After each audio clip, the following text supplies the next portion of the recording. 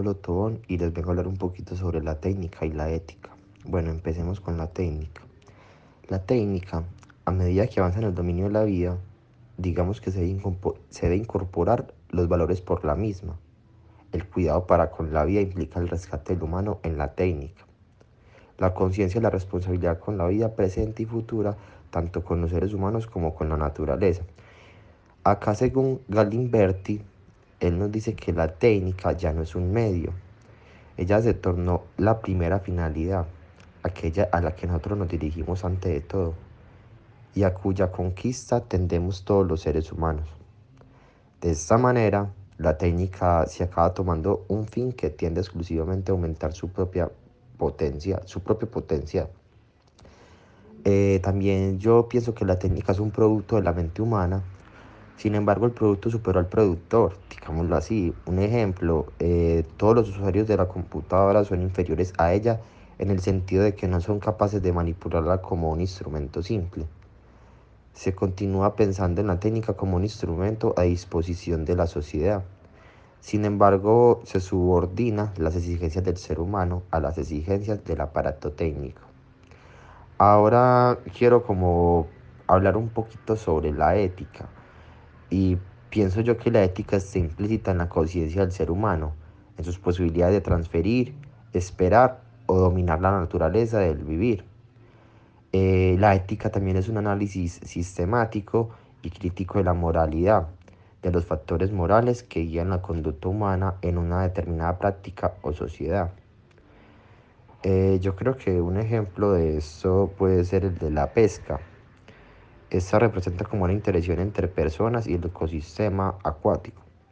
La técnica de la pesca se refiere a los valores, reglas, deberes y virtudes pertenecientes al bienestar de las personas y al ecosistema, proporcionando un análisis normativo crítico de las cuestiones morales como en juego en ese sector de las actividades humanas.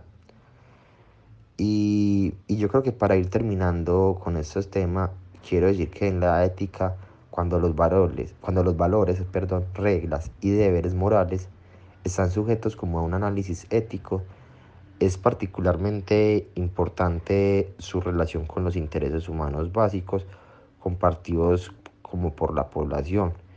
Eso sí, independientemente de su entorno cultural, los valores morales pueden cambiar y el razonamiento moral se pregunta si las actividades legitimadas tradicionalmente y en la práctica por la religión, el derecho o la política merece ser como reconocida.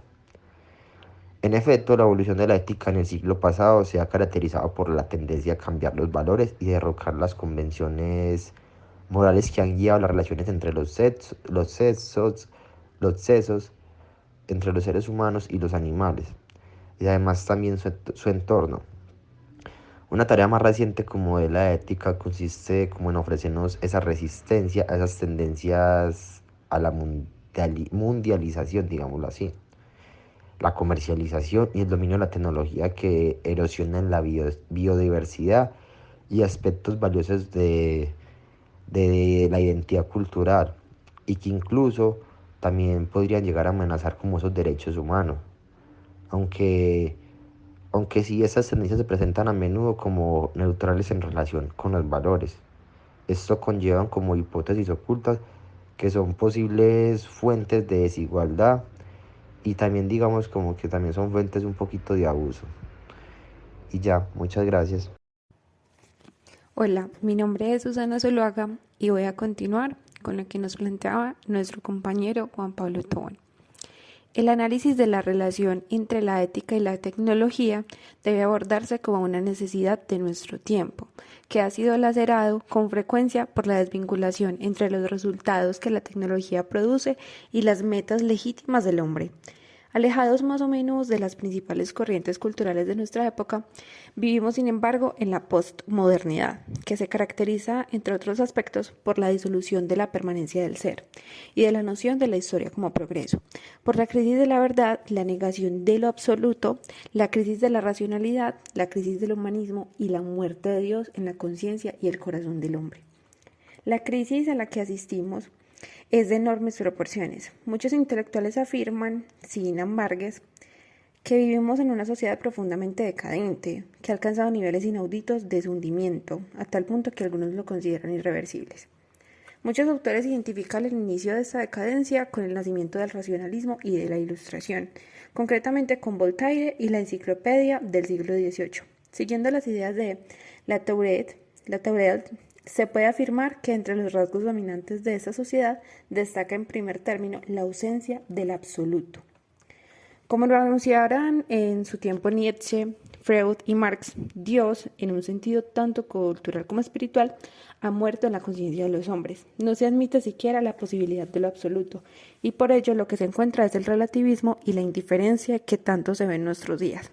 Con esto, en su mayoría Occidente ha perdido sus valores, como lo llamamos nosotros, como la familia más que todo.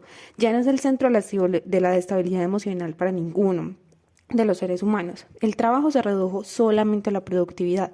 La autoridad se concibe como un factor de parálisis, ya no se ve totalmente como un control, sino como un parálisis. Y la verdad que se ha relativizado de tal modo que con demasiada frecuencia se confunde con la mentira e hipocresía. En este contexto cultural, los ingenieros y los tecnólogos han participado ampliamente en lo relativo al concepto de progreso, el cual domina nuestra época, pero también en crisis y definitivamente ha sido declarado un concepto muy pervertido. Algunos tecnólogos se han transformado en tecnócratas y han convertido la tecnología en una gran enemiga para el hombre, destructora del medio ambiente y permanente amenaza en la guerra de nuestros días. Este siglo XXI es también la era de la violencia tecnológica. Cada momento se libran una treintena de conflictos armados de diversa magnitud. Finalmente, la sociedad occidental, en particular en los países más desarrollados económicamente, en gran parte es hedonista. El generalizado culto del placer no tiene precedente histórico. Sin embargo, en medio de este panorama hay razones para la esperanza, como la democratización de nuestros países, los grupos defensores de los derechos humanos, las organizaciones ciudadanas de tipo asistencial que hacen de la solidaridad su método, la existencia y la actuación de organizaciones internacionales, como el Programa de Naciones Unidas para el Desarrollo, la Organización de las Naciones Unidas para la Agricultura y la Alimentación o la Organización Internacional del Trabajo. También la emergencia de nuevas tecnologías respetuosas del hombre y del medio ambiente, y los movimientos ecologistas que defienden el mismo, así como el patrimonio de las futuras generaciones. No obstante, estos esfuerzos son aún incipientes y requieren de un esfuerzo desde todas las trincheras posibles. La civilización evoluciona rápidamente, aún más renovada, con detalles aún poco reconocibles. Un paso indispensable es la construcción de una nueva sociedad, es la recuperación de los valores. Por ejemplo, que los valores de la sociedad tradicional, los de nuestra sociedad tradicional, habría que decir, han quebrado, pero no han hecho los valores que cimientan toda esta civilización, ya que de alguna manera son valores permanentes para siempre y son los que debemos reforzar. Muchas gracias por escucharme. Vamos a continuar con nuestro compañero. Teniendo en cuenta lo anterior mencionado sobre la gran pregunta, ¿podremos vivir juntos? Esta pregunta crucial sobre la responsabilidad de la convivencia humana solo podrá resolverse si esta ética de la responsabilidad técnica se asume como destino epocal o región del sino donde habitamos. Esta cuestión del sino es la única región en la cual el hombre llega a ser libre, en el sentido del hallar lo despejado. Este vivir en la región del sino encarna en dos posibilidades. O sucumbimos a los peligros de la técnica, es el peligro de la caída, o nos abrimos un mundo donde el sujeto acceda a una distinta relación con la esencia de la técnica. En el fondo se trata de un problema de interpretación. Existe el peligro de que el hombre se equivoque con lo desoculto por la técnica y lo malinterprete, o existe la posibilidad de acceder a un horizonte de libertad que nos abre una relación distinta con su tiempo. La malinterpretación de la técnica puede llevar al hombre al extravío de caer en una cadena o en un circuito cerrado, donde el hombre no se percibe ni oye, ni puede encontrarse a sí mismo como sujeto. La técnica cierra la mirada y ve esclava de la presencia fija de un espacio finito donde pretende encerrar todo el sentido humano. Contra esta visión unidimensional de la cultura y la homogeneización de todos sus productos y productores degradados a la mera condición de existencia, en una ética del sujeto debe oponer ese contramovimiento de la voluntad de potencia de nuestras facultades o instintos vitales, de modo que la primera meta moral de esa voluntad de potencia que enfrenta a esos poderes que en todas partes y a toda hora, en cualquier clase de instalaciones o establecimientos, imponen exigencias al hombre, lo arrojan, lo desplazan como poderes, o consiste en impedir que la técnica se convierta en fin que se autorreproduce, cosa de hacer del hombre un medio finalmente. La otra meta moral de esa ética del sujeto consiste en convertirlo en un vínculo que arruina esos universos disociados por efectos de la técnica.